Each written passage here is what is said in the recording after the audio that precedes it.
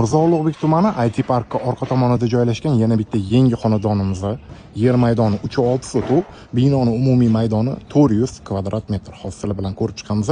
Tashqari tomondan fasadini ko'rdinglar. Ko'chaga bemalol bitta mashina qo'ysa bo'ladi. Darvoza xonasini ko'rishingiz mumkin. Hovlimizga bemalol 3 ta katta mashina qo'yish uchun sharoit qilingan. Bu tomonda uyimizga kiradigan asosiy eshigimiz joylashgan.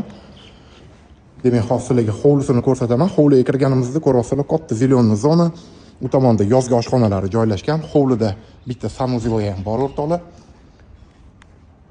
Uyimizning hovli ichkari tomondan fasadini ko'ryapsizlar.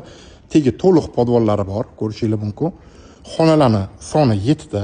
Hozir sizlar bilan uy ichiga kirib ko'ramiz.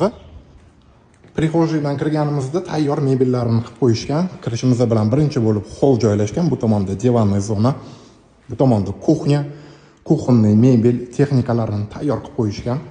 Bu tomonda gostivoy zal, общий sanuzel va birinchi qavatda spalnisi o'zini ichida sanuzeli bor.